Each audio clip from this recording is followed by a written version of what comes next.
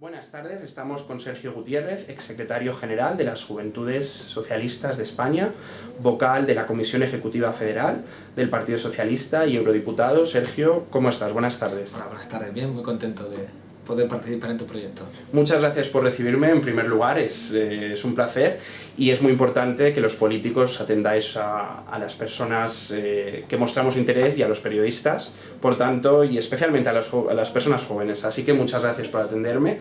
Y la primera pregunta que quería hacerte es: ¿quién es Sergio Gutiérrez?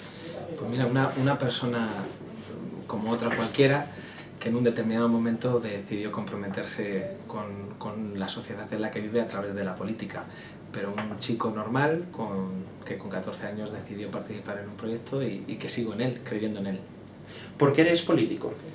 Pues por un cúmulo de circunstancias, ¿no? Es decir, yo soy político porque soy socialista, es decir, antes de llegar a la conclusión de que soy político, es decir, que participo directamente, llegué a la conclusión de por qué soy socialista. Y llegué a esa conclusión en un momento muy especial en mi vida, en el que comprendí que las cosas no tienen por qué ser como tal y que la conocemos, y que todos tenemos algo de responsabilidad con el mundo en el que nos rodea para poder cambiarlo. Es decir, yo creo que soy socialista principalmente porque creo que la desigualdad se puede combatir. ¿Quién es y quién forma el Partido Socialista? Pues forman lo que es el partido, pues más de 200.000 militantes, pues, de todas las edades, de toda condición y pensamiento, que creen, como digo, en ese proyecto del PSOE. Pero es más, yo creo que lo conformamos miles, y bueno, en este caso millones de personas que se sienten progresistas y que comparten con nosotros determinados denominadores comunes, con miles de matices, porque creo que somos el partido que tiene más numeradores, es decir, que tiene más diversidad en la opinión, pero que compartimos determinados denominadores comunes. Y uno es fundamentalmente la igualdad de oportunidades, con independencia de cuentas corrientes, con independencia de puntos de partida, y dos, que somos, como digo, inconformistas, que no nos conformamos con lo que tenemos, con la sociedad que nos rodea, que queremos cambiarla de alguna manera. Quería preguntarte, has estado aproximadamente durante 5 años como secretario general de las Juventudes Socialistas. Quería preguntarte un poco cómo recuerdas esta etapa, que supongo que en un político es una etapa que no se olvida. Claro, pues primero con mucho cariño, ¿no? en lo personal, y sobre todo como una gran experiencia vital, es decir, un espacio donde aprendes y conoces, y precisamente porque conoces aprendes. Creo que no es un trampolín. Muchas veces, cuando se quiere denigrar a las formaciones juveniles, se dice que es un trampolín para otras cosas. Yo lo que sí que creo que es una atalaya perfecta para observar la sociedad, para hablar con muchísima gente, para comprender todos los puntos de vista y para hacerte de alguna manera una persona más tolerante. ¿Qué diferencia el Partido Socialista de Unión, Progreso y Democracia? Todo, absolutamente todo. Primero, nos une, creo yo, que ambos participamos en política, pero sin embargo me llama mucho la atención de UPyD que, siendo un partido político, cree tantas dudas en la sociedad sobre el valor de la política. Es un proyecto profundamente antipolítico, en el que no saben muy bien, o no saben definirse muy bien el papel que quieren jugar en la sociedad. Primero, no sabemos si son más izquierdas o más de derechas, si son más progresistas o más conservadores. Simplemente es un partido totalmente indefinido, en el que todavía, pues, es verdad que por las circunstancias de las mayorías no han tenido que definir un proyecto serio. No sé si están más de moda o menos de moda, si el color rosa va bien en la sociedad. Lo que sí sé es que los grandes importantes, los temas importantes del país, ni han querido mojarse, ni han querido tener una opinión más allá del chascarrillo que puede caber en 160 caracteres de Twitter. A la hora de ser electos para poder gobernar este país, ¿tienen las mismas condiciones de igualdad el Partido Socialista que UPyD? Y me refiero con ello a la ley electoral. Yo creo que, primero, la ley electoral, que se hizo en un determinado contexto y con unas determinadas circunstancias históricas, creo que ha servido para sobre todo dar un periodo de estabilidad política al país desde la transición hasta el día de hoy. Pero también te digo que es verdad que hay que revisarla. Yo no soy de los que defiende a ultranza las cosas, yo soy de los que ve las cosas para poder cambiarlas y para poder adaptarlas a los tiempos a los que corren. Pero creo que nos confundiríamos si hacemos un debate de la ley electoral sobre a quién beneficia, a qué partido puede beneficiar más o a qué partido tiene que perjudicar. Pero no beneficiar, más bien te pregunto si estáis en el mismo, tenéis las mismas... Yo lo que sí que digo es que el debate de la ley electoral, eso va por circunscripciones, es decir, todos en tanto en cuanto la ley electoral lo que dice es que tienes que tener un mínimo del 5% de los votos en cada provincia para entrar en el reparto, ahí estamos todos en condiciones de igualdad. Cuando es un partido nacional que se presenta en todas las provincias, obviamente si no consigues ese 5%, es decir, el 2% de muchas provincias te pueden dar un determinado porcentaje, pero es decir, es un debate muy, muy complejo. Lo que sí que digo es que ese debate no lo podemos hacer en términos de partidos políticos, sino creo que el debate que hoy necesitamos, que necesita la ciudadanía de la ley electoral, tiene que ser sobre la cercanía, la manera de ser más transparente, la manera de participación. Yo quiero una ley electoral, por ejemplo, que permita a circunscripciones más pequeñas, que permita una mayor vinculación del diputado con los que representa. Con los ciudadanos.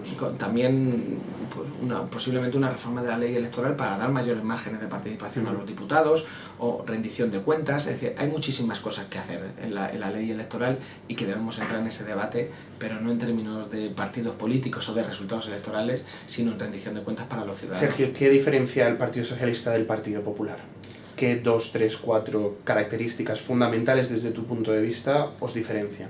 Pues, la lista es infinita. Yo creo que se está demostrando hoy, ¿no? Hoy más que nunca, las diferencias.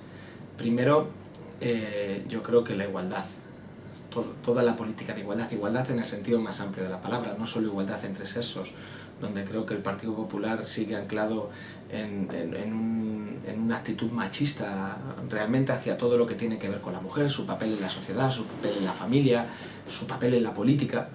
Primero la igualdad entre sexos, igualdad también de igualdad de oportunidades con independencia de tus cuentas corrientes, de tu punto de origen, lo que está pasando hoy en la educación o en la sanidad, lo que nos está haciendo este modelo distinto que está construyendo el Partido Popular, lo que está diciendo es que el que quiera una educación de calidad que se la pague, o el que quiera una sanidad de calidad que se la pague. Es decir, está haciendo una transferencia directa desde lo público a lo privado a base de decretos leyes. Y lo tercero también en función del lugar donde vivas. Esta política de recortes tan descabezada y sin corazón que está produciendo el Partido Popular. Sin corazón pero con cabeza. Yo creo que descabezada. Pregunto. Yo creo que descabezada en el sentido que no le están poniendo cabeza. De que no hay... Yo creo que han cogido las tijeras y están cortando de una manera alocada sin siquiera sentarse a pensar sus consecuencias. Lo que está produciendo es que hoy, por ejemplo, las familias no están accediendo, por ejemplo, a la educación en igualdad de condiciones con dependencia del lugar en el que viven, de una comunidad a otra o dentro de las propias comunidades en función de si vives en un pueblo o vives en una ciudad. Y por lo tanto están creando desigualdad de oportunidades en función también no solo de la renta, sino del lugar en el que vives. Están haciendo un país que a la vuelta de muy poquitos meses, ya de hecho ya lo es, no es el país que hemos reconocido, en el que hemos crecido la inmensa mayoría de nuestra generación. Hoy hay más desigualdad y hoy hay más desconfianza en el futuro. ¿Qué es el amor? Madre mía, el amor. ¿Cómo lo defines sin ponerte cursi, no? O poniéndote cursi, libremente. Mira, yo creo que es esa sensación, ese hormigueo que sientes en el que crees que de la persona de la que estás enamorada se merece todo y eres capaz de darle todo por ello. ¿Quieres ser presidente del gobierno de este país? Yo, esa pregunta creo que sinceramente muy poquitos nos las hemos hecho, yo no me lo he hecho. Lo que sí te puedo asegurar es que lo que yo sí que quiero estar en política es para desarrollar un proyecto de país, es decir, para trabajar por mi país. Y por lo tanto sí, yo lo digo, ¿no? Y con mucho orgullo, yo soy político, quiero estar en política precisamente porque tengo unos ideales, tengo unos valores, tengo un modelo de sociedad por el que quiero trabajar y luchar. Si eso es desde el gobierno, si mi partido y los ciudadanos otorgan la confianza, pero muy claramente desde las instituciones democráticas que nos demos el conjunto de los españoles. Soy político y quiero cambiar las cosas con mis principios, con los valores que son los mayoritarios en la sociedad. ¿Y quieres ser presidente del gobierno de este país? No, de verdad, como vuelvo a decir, Creo que no nos hemos hecho nunca esa pregunta. ¿Nunca te lo has preguntado? Yo lo que sí que quiero es que haya un presidente socialista, precisamente porque, como he dicho antes, ahora más que nunca se notan las diferencias que tenemos en relación con la derecha, y porque creo que después de 9 meses de gobierno del Partido Popular, este país necesita una reconstrucción social muy importante. José Luis Rodríguez Zapatero, presidente del Gobierno de España entre 2004 y 2011, ¿cometió algún error? Sí, claro. ¿Cuáles? Pues primero, yo creo que la primera legislatura fue una legislatura muy brillante, en la que todo el mundo lo reconoce. Es verdad que una legislatura con mucho crecimiento económico, y en la segunda cometió 2 errores. Uno yo creo que de estrategia política, sobre todo que nos dañó mucho en la credibilidad ciudadana, no electoralmente, no me gustan esos términos, pero sí en la credibilidad de nuestro proyecto ante la gente, sobre todo cuando la gente percibía que ya estábamos dentro de la crisis económica, pues esforzarnos en explicar que no era una crisis, sino que era una pequeña desaceleración. Eso fue un error, yo creo, que sin importancia, sin querer darle mucha importancia política, pero que sí causó una sensación generalizada de que no estábamos diciendo la verdad. Y lo segundo, tuvo errores, yo creo, de decisiones que seguramente que si hoy se tuvieran que tomar no los hubiera tomado. Muy claramente el Partido Socialista no lo hubiera apoyado. Por ejemplo, los 400 euros, la devolución de los 400 euros, su forma de gestionar, o suprimir el impuesto de patrimonio. Yo creo que son 2 errores de decisiones que también, si me lo vas a permitir, viendo la magnitud de esos errores con la magnitud de las decisiones del Partido Popular, pues se quedan pequeños. La siguiente pregunta que me gustaría hacerte, precisamente hablando de elecciones, quería preguntarte por qué el Partido Socialista Obrero Español ganó las elecciones del año 2004 y por qué el Partido Popular ganó las elecciones de 2011. Pues por un cúmulo, la del 2004 yo creo que por un cúmulo de 2 circunstancias, ¿no? La unión de 2 circunstancias. Una desafección generalizada, pero muy especialmente entre la gente joven, con el proyecto del Partido Popular, con las mentiras, la política antisocial que encarnaba Aznar y su equipo de ministros, en el que estaba Rajoy, y también porque fue un momento en el que el Partido Socialista consiguió construir un proyecto alternativo muy cercano a los valores que sentía mayoritariamente la sociedad, y especialmente también la gente joven. Y yo creo que en el 2011... Antes de irnos al 2011, quería preguntarte sobre el 2004. ¿El atentado del 11M crees que no tuvo nada que ver? Yo creo que todo ¿O afectó enormemente? Yo creo que todo en política o todo en la vida influye a la hora de tomar determinadas decisiones. Y yo creo que el 11M influyó, claro, en el resultado del domingo. ¿En qué medida? Pero no en la medida en la que nos quiere hacer llegar a las conclusiones que nos quiere llegar el Partido Popular o algunos medios de la derecha. Yo creo que obviamente demostró que un gobierno mentiroso, que un Partido Popular que se abrazó a la mentira, no se merecía seguir teniendo la confianza de los españoles. Por lo tanto, yo creo que en esa lluvia que no fue fina sino gorda de mentiras que durante determinados días estuvo protagonizando el Partido Popular, pues posiblemente algo tendría que ver a la hora del resultado electoral. Pero como digo, no tiene nada que ver con las conclusiones a las que quiere llegar, lo digo, determinados medios de comunicación y algunos dirigentes, o por entonces dirigentes del Partido Popular, sino por la actitud del Partido Popular en esos días donde la sociedad necesitaba un gobierno que le dijera la verdad. ¿Y en 2011 por qué ganó el Partido Popular? Obviamente tiene una explicación muy sencilla: la crisis económica, o mejor dicho, las consecuencias de la crisis económica, en la que mucha gente votó al Partido Popular en el 20 de noviembre del 2011 con la sensación o con la esperanza de que realmente el Partido Popular le sacara de la crisis. Es más, durante 1 año y medio, 2 años, Mariano Rajoy se presentó ante todos los españoles como la solución de todos los problemas, como que solo bastaba que Zapatero se fuera y que entrara él para que se creara empleo, para que la prima de riesgo bajara, para que la economía creciera.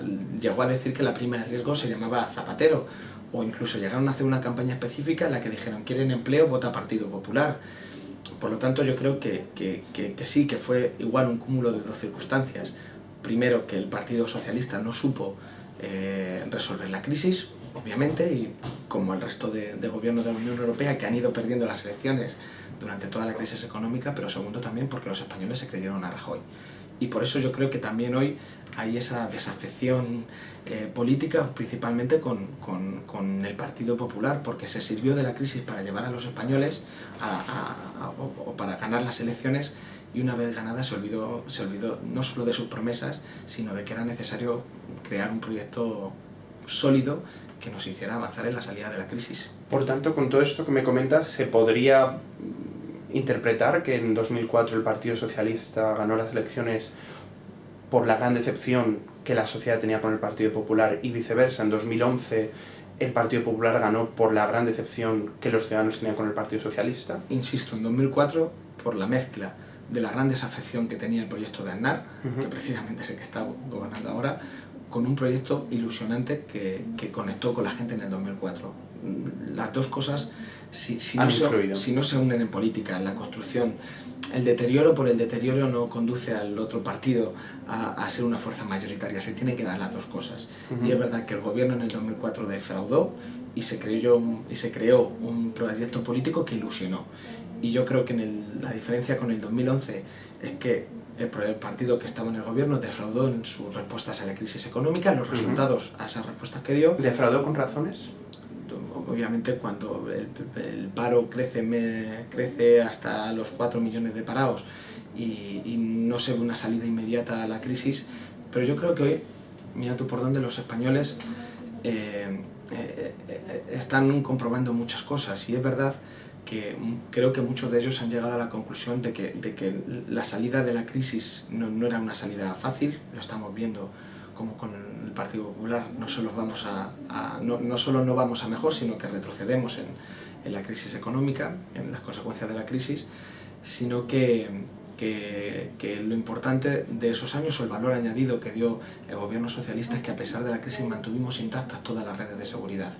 Todas las redes de seguridad que hacían de nuestra sociedad una sociedad solidaria y decente, desde la educación, la sanidad, el desempleo, las pensiones, los 400 euros. Es decir, que la diferencia, o la gran diferencia, es que en el tránsito de la crisis que llevábamos desde el 2008-2009, hasta que gobernó el Partido Popular, fue un tránsito solidario, fue un tránsito en el que la sociedad se protegía a sí misma.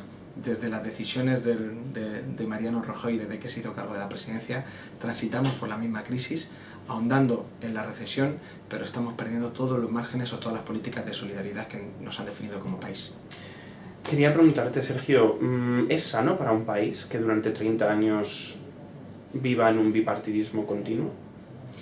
Primero, es curioso que, digamos, es sano, los españoles lo han decidido. Primero, es sano siempre que las reglas democráticas que nos hemos dado, y somos un país profundamente democrático, han gobernado los partidos políticos que han conseguido la mayoría de los votos en nuestro país. Eso es evidente, pero pregunto específicamente si es sano, si es positivo para un país que durante 30 años los mismos políticos gobiernen al país. Bueno, hemos tenido gobiernos de UCD, hemos tenido gobiernos socialistas, gobiernos del Partido Popular, y hemos tenido gobiernos sin mayoría absoluta en la inmensa mayoría de nuestro periodo democrático. Es decir, el Partido Socialista con los años de Zapatero nunca fue un gobierno con mayoría absoluta, fue o los dos últimos de Felipe González o el último gobierno del Partido Popular, el primer gobierno del Partido Popular de Aznar.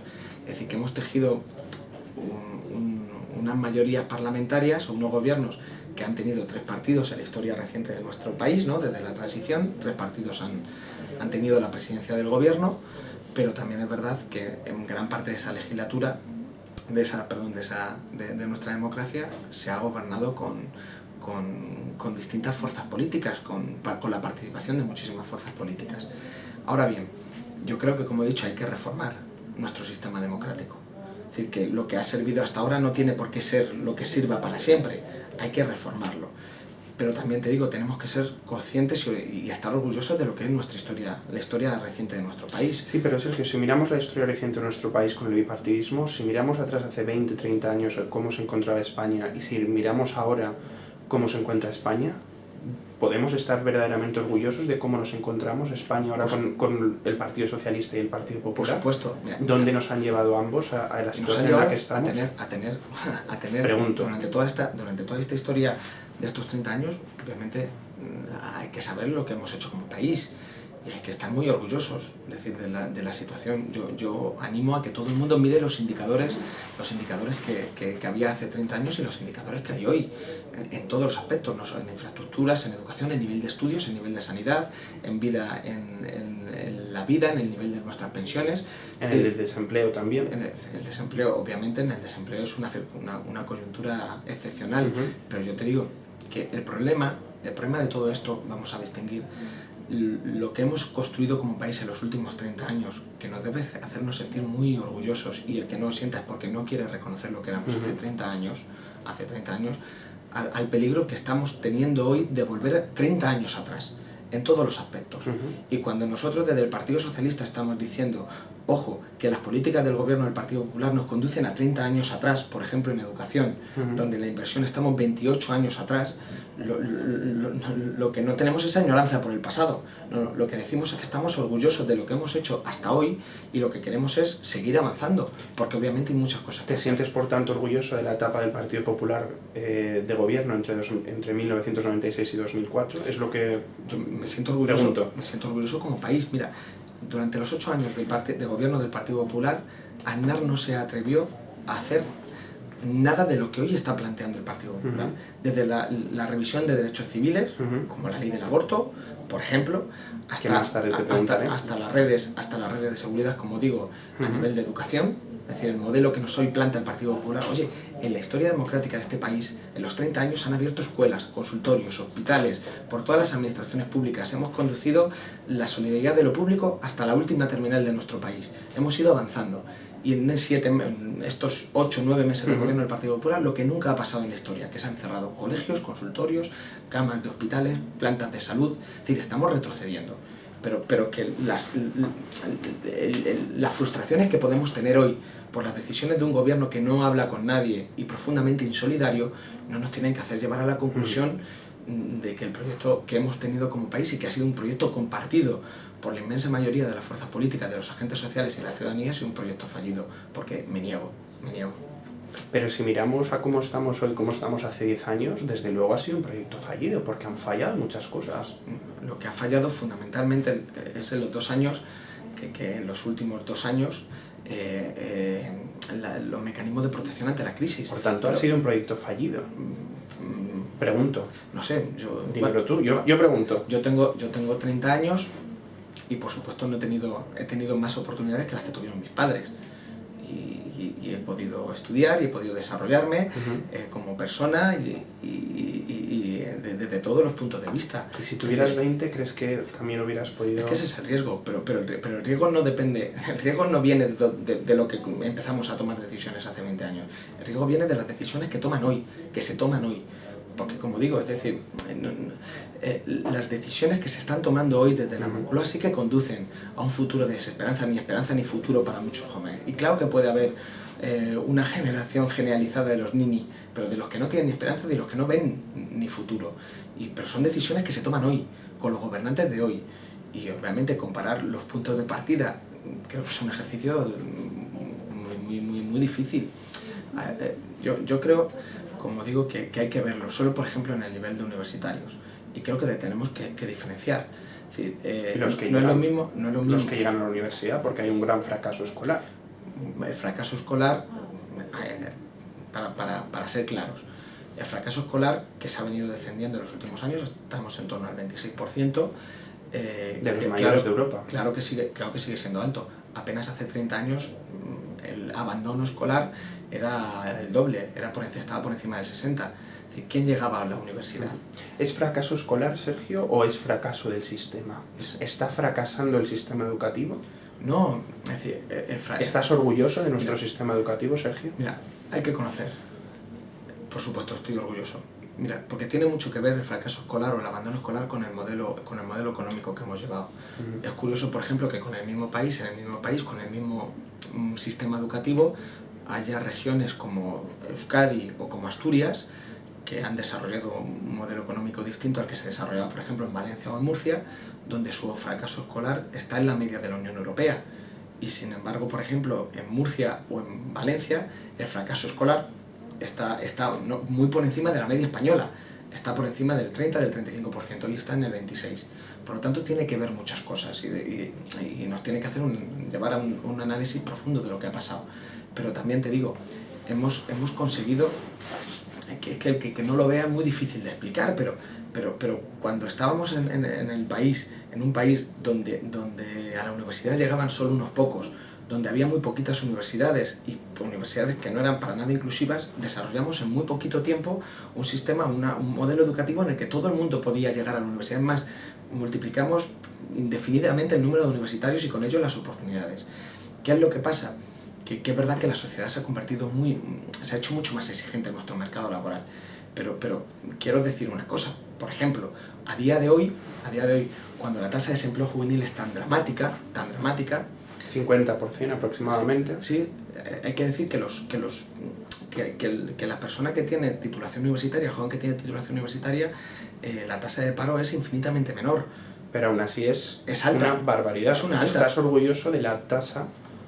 No me puedes decir eso, hombre. Pero no, yo te lo pregunto, no te lo digo.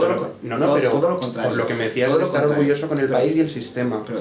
Y por eso te pregunto, ¿está fallando el sistema, por ejemplo, en la tasa de desempleo entre jóvenes universitarios? Mira, ¿Se puede estar orgulloso o se puede estar te vuelvo a decir, yo no estoy avergonzado? Yo no tengo, obviamente, lo que te afirmo, y te vuelvo a repetir. Es decir, vamos a distinguir dos cosas.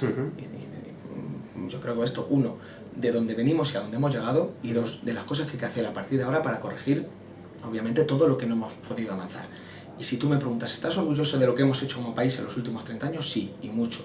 ¿Estás orgulloso con los problemas actuales? No. Obviamente hay que cambiar muchísimas cosas. La pregunta concretamente, Sergio, pero la pregunta concretamente era si crees que es sano el bipartidismo durante 30 años en España. No era la otra, era esa concretamente. Y te vuelvo a decir, no es bipartidismo, han gobernado 3 partidos. Vuelvo a decir, ha habido un sistema parlamentario donde han participado muchísimas fuerzas políticas, y 3, es lo que ha votado mayoritariamente la gente. Y te he puesto la cuarta conclusión. ¿Estoy conforme con el sistema actual que tenemos? No. Hay que cambiar muchísimas cosas, todas las del mundo. Pero ojo con los revisionismos. Porque si tú empiezas con las circunstancias de hoy a revisar las decisiones de 1978, ese juego es muy peligroso.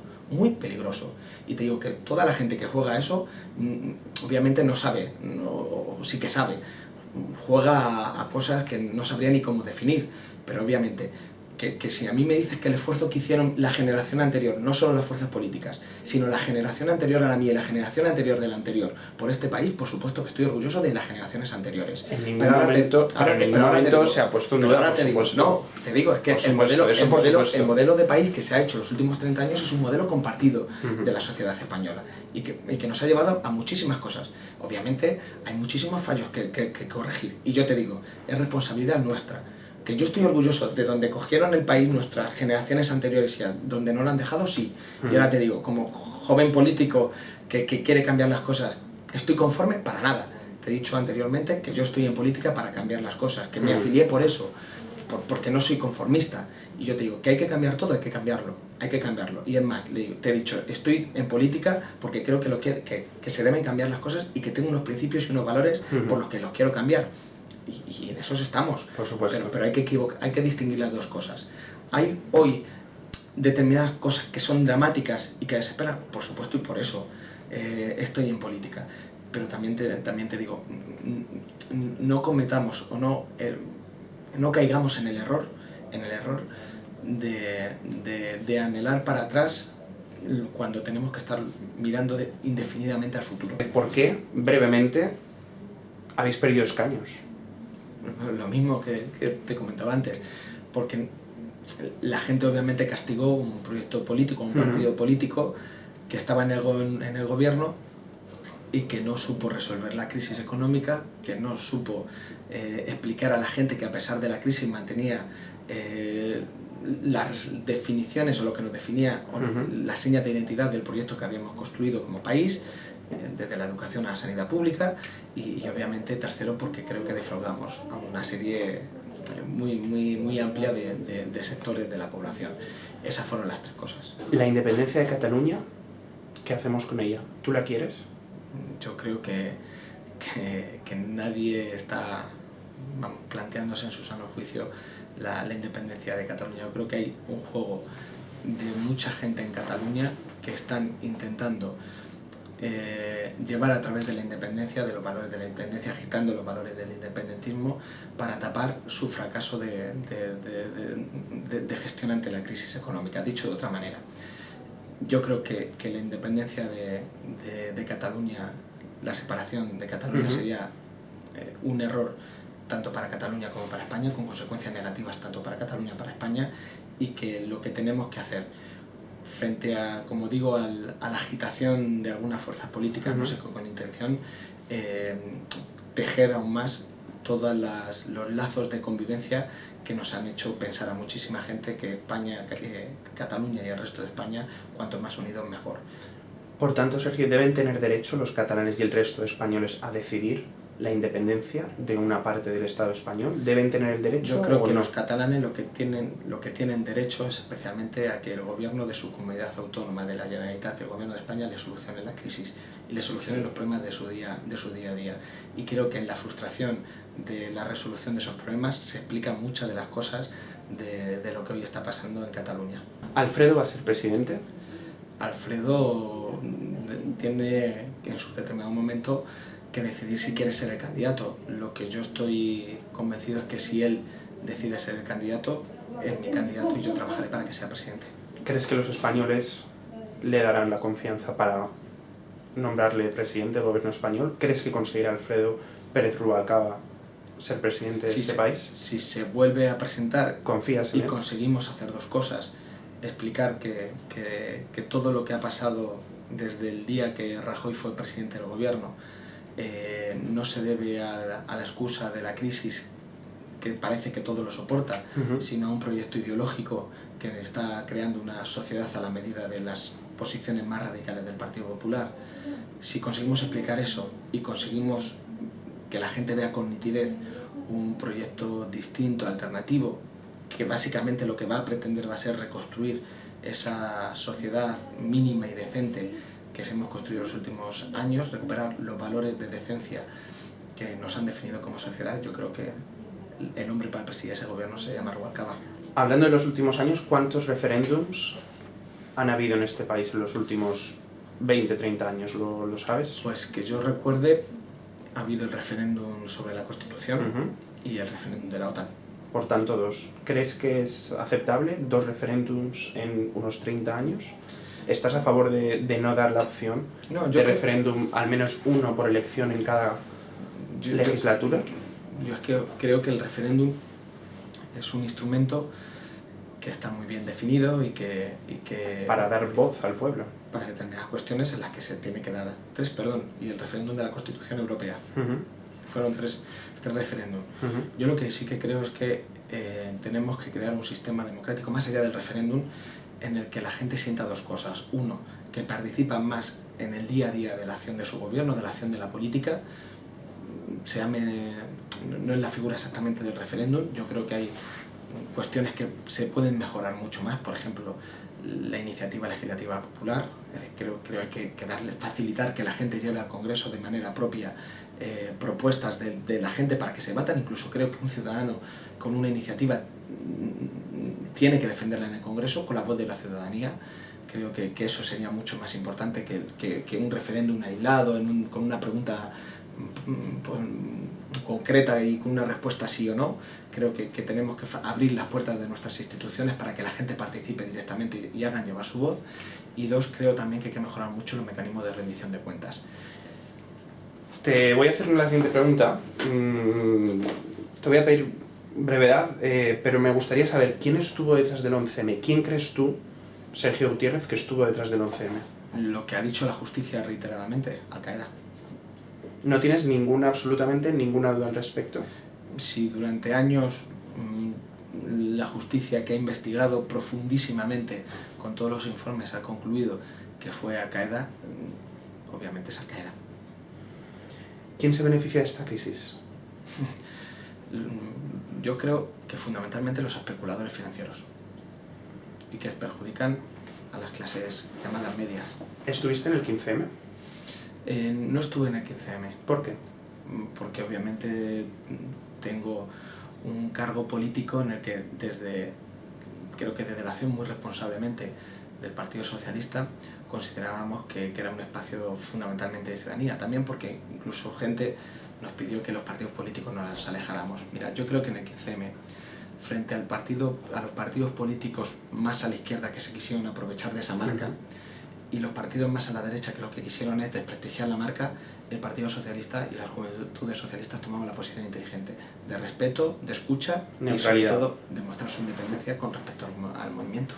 Aún así, como ciudadano, no tenías la libertad para participar, no como político, pero como ciudadano, ¿no tenías la libertad para participar? ¿O simplemente no estabas de acuerdo con el 15M? Todo lo contrario, muchas cosas del 15M, y yo he debatido mucho con representantes del 15M, fueron no solo escuchadas sino introducidas en el programa electoral del Partido Socialista, y por cierto ahora se están convirtiendo en iniciativas del Partido Socialista desde la oposición. Con el 15M pasa como en otros muchos movimientos.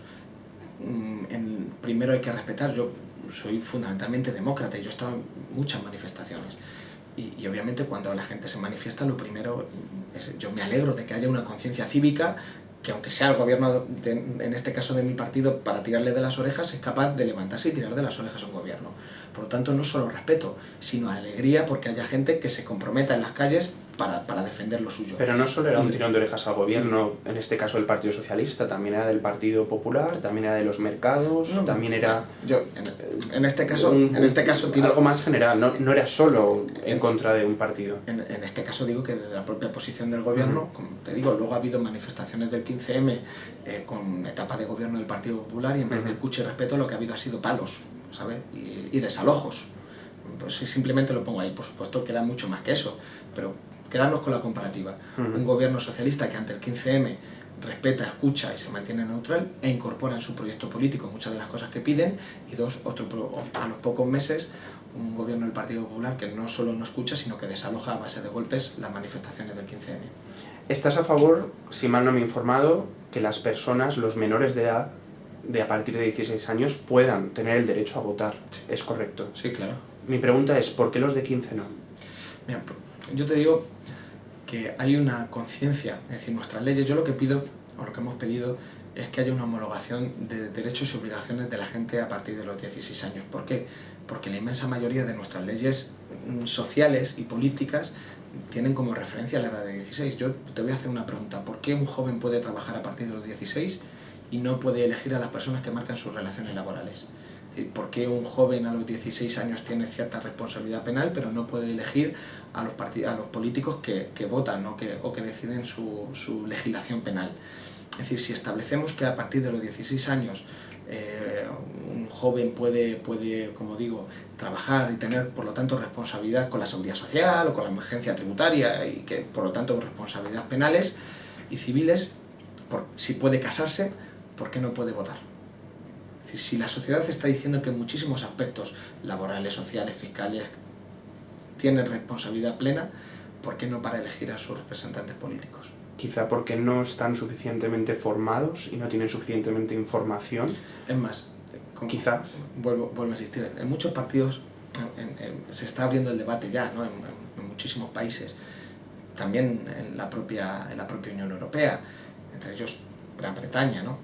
Y yo creo que no es una cuestión de madurez, sino es una cuestión de momento social, ¿no? Es decir, ya en la transición se bajó la edad de votar desde los 21, la mayoría de edad de los 21 a los 18. Hemos visto que la sociedad hoy, los jóvenes de hoy, están muchísimo más formados, todo lo contrario, muchísimo más formados, muchísimo más introducidos en la sociedad que les rodea, simplemente a través de las redes sociales o de internet, y que ya a los 16 años, por supuesto, que se tiene madurez política y opinión y participación. Es decir, por lo tanto, si la sociedad, a través de sus leyes, desde hace muchos años, está diciendo que un joven a los 16 años puede ser trabajador, puede desarrollar o puede crear su propia empresa, puede ser maduro para crear su propia sociedad limitada, ¿por qué no va a poder votar? Si es maduro para decidir sobre sí mismo, ¿por qué no decidir sobre lo que nos afecta a todos? La burbuja inmobiliaria, ¿a quién responsabilizas o quién crees que podría ser responsable directo de la burbuja inmobiliaria y de sus consecuencias que ahora mismo estamos viviendo? Vale. Pues, para ser muy breves, Por favor. de su creación al Partido Popular, de inflarlo hasta el infinito a un sistema financiero que fue en determinado momento irresponsable, animado por determinados partidos políticos en aquel entonces en el gobierno, y de no pincharle al tiempo al Partido Socialista. Por lo tanto, de su creación y de su expansión al Partido Popular. Pero fíjate, hay un dato, en el año 2005, gobernando el Partido Socialista al frente con José Luis Rodríguez Zapatero al frente de ese gobierno, era en el año 2005 cuando España construía más viviendas que Francia, que Italia y el Reino Unido juntas. Y yo te lo voy a explicar. Por tanto, mi pregunta es, ¿el Partido Socialista contribuyó también a esa burbuja inmobiliaria? Yo te lo voy a explicar. En el año 2005... Pero la explicación la sé, pero la pregunta es, ¿el Partido Socialista contribuyó a esa burbuja inmobiliaria? Yo te digo, el Partido Socialista, y te lo he contestado antes, el Partido Socialista no supo o no pudo pinchar a tiempo la burbuja inmobiliaria. No supo o no pudo, y por lo tanto, cuando me has preguntado sobre la responsabilidad, te lo he dicho así. De su creación y de su expansión al Partido Popular, de no pincharle a tiempo al Partido Socialista. Pero ahora te digo una cosa. En el año 2005 es el año donde más casas no se construyen, sino se registran. Y obviamente todo el mundo entenderá que a los pocos meses de gobierno el Partido Socialista entró a gobernar creo que en mayo del 2004. En el año 2005 una promoción de viviendas de estas que todos conocemos y de que todas tenemos en la mente, de miles de bloques unidos y urbanizados, no se construyen en un año, sino que se piden licencias, planes parciales en los ayuntamientos que llevan un proceso mínimo de 2 años, la propia construcción, el arquitecto, el visado, la compra. Es decir, para que haya una promoción de viviendas de no sé cuántos miles de bloques en una determinada zona, obviamente hay un periodo de 4 o 5 años anteriores desde que se inicia. Eso está claro. Por lo tanto, lo que sí te quiero decir es que nadie entienda esto, como una dejación de responsabilidad. Creo que se podían haber hecho alguna cosa más para pinchar esa burbuja inmobiliaria. ¿Alguna cosa más o muchísimas cosas más? Pregunto. Bueno, es un matiz importante, ¿algunas o muchas? Yo fundamentalmente creo que al menos una, que es regular más el crédito. O sea, es decir, hacer desde el Banco de España, haber impulsado desde el Banco de España, desde el Ministerio de Hacienda, una manera para orientar el sistema financiero, que al fin y al cabo es el que daba las hipotecas con el que se podían construir las viviendas y por lo tanto, es decir, que se podían hacer algunas cosas. Porque obviamente... Algunas, no muchas. Hombre, se hizo bastantes. Es decir, lo primero que hizo el Partido Socialista a los pocos meses de gobernar fue cambiar la ley del suelo, para evitar esa barra libre que había estado durante los 7 años anteriores del Partido Popular. ¿Eso fue suficiente? Creo que en un determinado momento se pensó que sí, luego se demostró que no, o se podía haber acelerado determinadas cosas. Pero lo que te quiero decir, que ese modelo que nos ha llevado hasta aquí no era el modelo que defendíamos, y que ejerciendo algo de autocrítica debemos decir que sí, que efectivamente no lo supimos parar a tiempo, pero lo que ha fallado no era el modelo del Partido Socialista, por supuesto. ¿Se podían haber hecho alguna cosa más? O muchísimas. Yo fundamentalmente creo que una se podía haber hecho, pero obviamente... La reforma laboral, evidentemente no estás de acuerdo, ¿es así? Por supuesto. Por tanto, ¿en qué no estás de acuerdo? ¿Qué 2 o 3 pilares brevemente y fundamentalmente cambiarías hoy mismo si pudieses? De la reforma laboral le haría una enmienda a la totalidad, como ya ha hecho el Partido Socialista. Fundamentalmente te lo voy a explicar. Mira, en Europa, porque nos intentan... Pero si puede ser tu opinión personal como político, no como partido, si te parece. Te lo digo, mira, desde tu punto de vista. En Europa existen 2 modelos de mercados laborales. El modelo en el que el despido es libre, o sea, es decir, se facilita mucho el despido, pero a cambio hay una mayor protección, es decir, el despido es libre pero es caro, para resumir. Y otro modelo en el que el despido es barato pero se dificulta mucho, tiene mucha condicionalidad. Lo que hemos hecho en España con el gobierno del Partido Popular, hasta ahora teníamos un despido fácil de realizar, es decir, con poca condicionalidad, pero caro, más caro que la media europea, eso es verdad. Lo que ha hecho el Partido Popular es abaratar todavía más el despido, hacerlo prácticamente un despido gratuito, es decir, y libre, sin ningún tipo de condición. Lo que hemos perdido con esta reforma laboral son todos los sistemas de protección del trabajador frente al empresario. Y cuando, por ejemplo, tú creas una reforma laboral en el que sacas al 80% de los trabajadores de los convenios colectivos, es decir, sin ningún tipo de protección sindical, donde le das al empresario todos los poderes sobre sus salarios, sobre sus condiciones laborales y, en última instancia, sobre su despido gratuito y sin argumentación, pues lo que creas es lo que se ha creado hoy, 800.000 puestos de trabajo menos o de 800.000 despidos más, en una fiesta, en una barra libre promovida por la reforma laboral del Partido Popular. Es decir, es una cuestión de modelo. No se puede ser gratis y sin condiciones en una sociedad, en una economía donde, como sabemos todos, tenemos muchos problemas de empleo. ¿Cuántos amigos tienes? Muchos. ¿Y qué es la amistad? Muchos. Afortunadamente. Tengo muchos en muchos sitios, es decir, tengo la suerte, y presumo de ello, de tener los amigos de toda la vida del pueblo, amigos universitarios, amigos del instituto, amigos en la política, y la amistad, yo creo, son todas estas cosas que son difíciles de definir, porque obviamente lo bonito de esto es que las palabras dicen que se las lleva el viento, los sentimientos es lo que importa, y la amistad son estos miles de pequeños gestos diarios con los que consigue una persona hacerte un poquito más feliz. Esos son mis amigos. ¿Qué responsabilidades tienen los políticos con los ciudadanos y con los jóvenes? Y en este contexto actual, en el año 2012 en España. Pues yo creo que tenemos la responsabilidad de crear un futuro de esperanza, unas perspectivas generacionales, fundamentalmente con la gente joven. Yo creo que la principal responsabilidad que tenemos los que estamos hoy en política es de coger, no solo sacar a España de la crisis, que eso por supuesto, sino no sacarla a cualquier precio. Decir que a la gente joven que fundamentalmente todavía va a haber desde lo público un mínimo de solidaridad que no va a permitir que nadie se quede tirado en la cuneta. Que obviamente España es un país que lo decimos, ¿no?, muchísimas veces, que es un país fuerte, con mucho futuro, con mucha responsabilidad, pero que con el futuro del país tiene que venir los futuros de las personas que las componen, de esta generación. Y lo que más me preocupa y lo que más me desespera es ver que con las tasas de paro, pero que no solo con el paro, con muchísimas cosas más, con muchísimas detalles más, vemos que una generación de jóvenes está perdiendo la ilusión. Y obviamente esa es nuestra primera responsabilidad, hacer de este país, un país en el que la gente joven se sienta cómoda, con futuro y esperanzada. Hablando de los jóvenes, me gustaría agradecerte, antes de terminar, me quedan unas breves preguntas, pero me gustaría agradecerte tu tiempo, tus palabras y el haberme dedicado esta entrevista, el haberme atendido. Dicho esto, quería, como sabes, llevo unos cuantos meses que he intentado poder comunicarme con algún representante del Partido Socialista.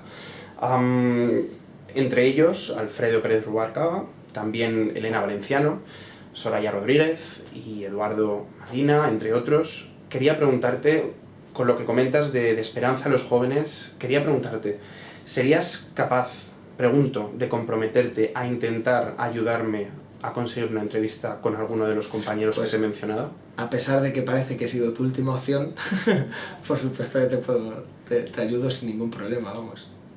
A pesar de que he sido tu última opción. Para nada de hecho ha sido mi primera. Como te comento, para nada ha sido mi última, sino la primera, porque ha sido la primera persona del Partido Socialista que me ha atendido y, como sabes, estoy muy agradecido. Una broma. Por tanto, ¿te comprometes a intentar ayudarme a conseguir una entrevista con...? Sí, sin problemas. Con cualquiera de ellos. De las estrellas. Bueno, las estrellas iban por dentro. Las 2-3 últimas preguntas que quiero hacerte, una de ellas es, Sergio, tú eres una persona muy joven, con una carrera, empezaste, como has dicho antes, desde los 14 años, tienes experiencia desde luego, pero tienes mucho futuro por delante. Y quería precisamente preguntarte por el futuro, Sergio, ¿qué le pides tanto al futuro de este país como al futuro político tuyo? Simplemente es lo más ambicioso.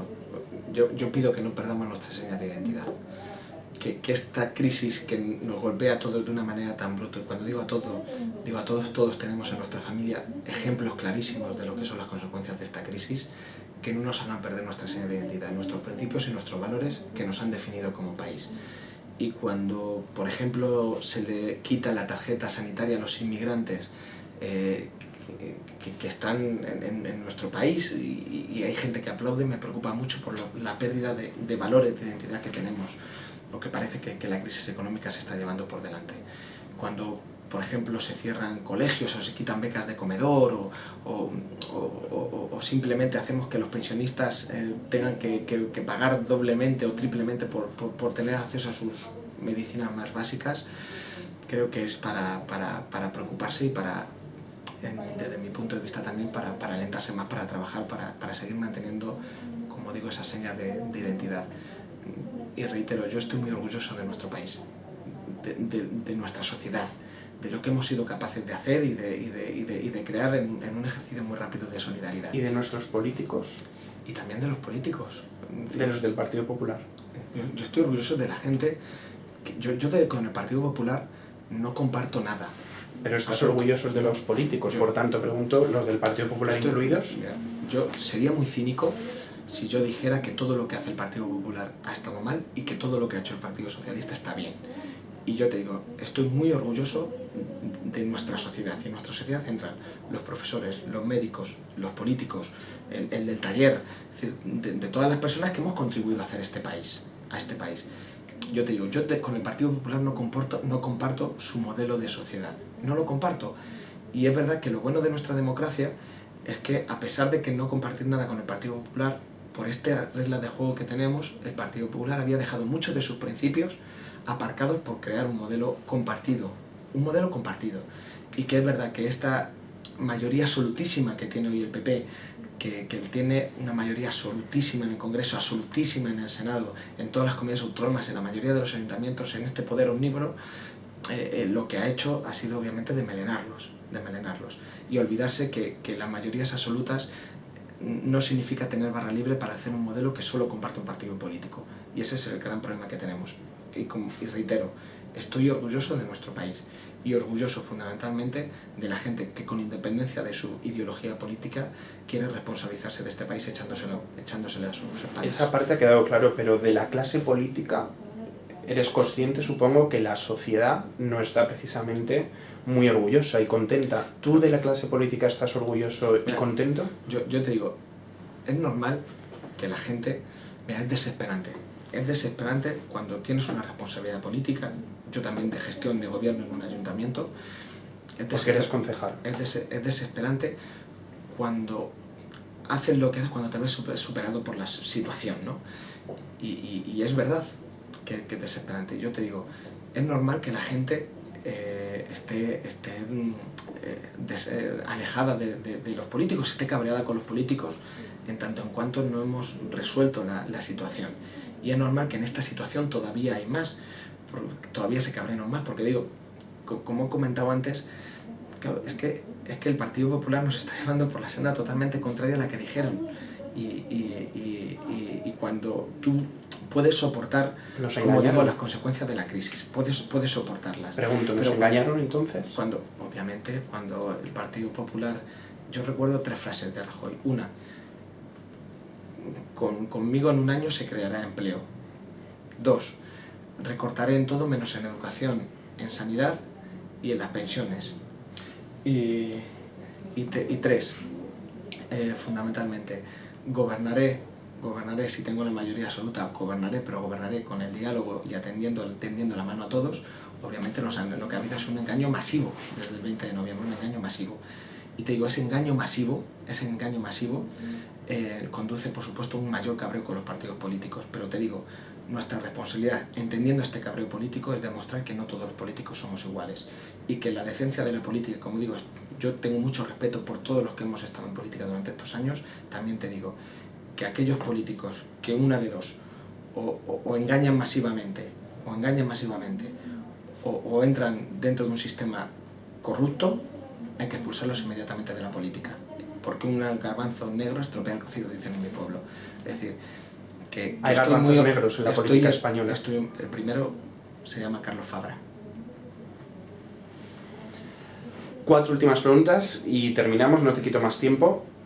Hay mucha gente que cree, al menos hay gente que cree que los políticos son marionetas que están dirigidas por los mercados y por la gente rica de este planeta. Y yo te pregunto, ¿sois los políticos marionetas? No, lo que sí que tengo claro es que a los mercados no se lo combate con menos política, sino con más política. O dicho de otra manera, es decir, necesitamos más política y fundamentalmente a escala europea, una fuerza europea potente para poder poner freno a esta locura de los mercados. Es decir, el poderoso el caballero de don dinero, ¿no? Se decía en el siglo XVI. Pues obviamente eso sigue siendo así, pero el único mecanismo de que los mercados no nos dominen nuestras vidas es más política y no menos. Sin la política, los mercados o la sociedad solo trabajaría para los mercados y los beneficios de los mercados nunca redundarían en los ciudadanos. Por lo tanto, lo que tenemos es un defecto de política, de reglas de juego. Estamos cansados de decir en el año 2008 que llegamos a esta crisis económica tan profunda por una falta de reglas de juego. Lo que no puede ser es que todo cambie, salvo que metamos realmente nuevas reglas de juego más duras, más potentes, que lo metamos a rayas a los mercados. Por lo tanto, reivindico no menos política, sino más política para poner freno a los mercados. No somos títeres, lo que necesitamos es más fuerza. La dimisión ha sido la noticia del día, la dimisión de la presidenta de la Comunidad de la Capital de España, de Madrid, Esperanza Aguirre. ¿Podrías hacer una breve valoración? Pues mira, desde el punto de vista personal, no tengo nada más que decir. Si ella ha dimitido porque estaba cansada, lo mejor que ha hecho es irse, porque en política se está para dar lo mejor de ti, el 100% o el 120% todos los días, y en el momento que no estés es mejor irte. Pero también políticamente digo que no puedo mostrar mi tristeza, sino todo lo contrario. Espero que su marcha suponga una nueva forma, aunque sea desde el Partido Popular, una nueva forma de hacer las cosas en Madrid. Como no comparto absolutamente nada de lo que ha hecho en los últimos años, es más, Madrid ha sido la vanguardia de una política que precisamente es la que hoy nos asusta al conjunto de los españoles.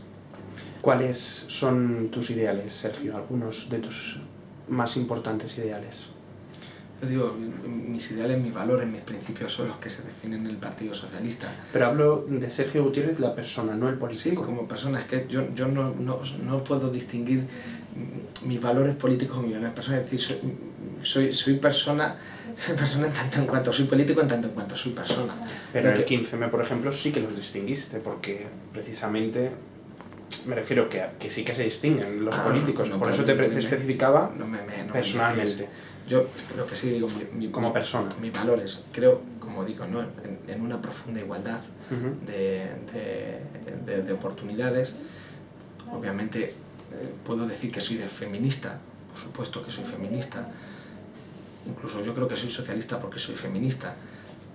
Creo, obviamente, si dijéramos o si se me definiera por las cosas en las que participo, pues te voy a decir, participo en el movimiento feminista, participo en el movimiento ecologista, en los movimientos de solidaridad. Es decir, creo que si algo me tiene que definir o algún valor tengo que me tiene que definir es que creo profundamente en la solidaridad. Creo profundamente en la solidaridad. Última pregunta, pero si me permites te voy a hacer antes la penúltima. Muy brevemente, ¿qué se siente al ser eurodiputado? ¿Qué es un eurodiputado?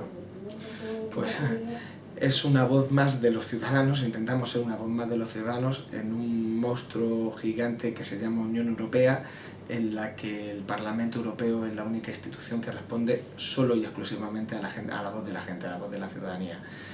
Aún así, creo que ser eurodiputado hoy significa tener una doble responsabilidad en hacer una Europa totalmente distinta por la que nos estamos rigiendo.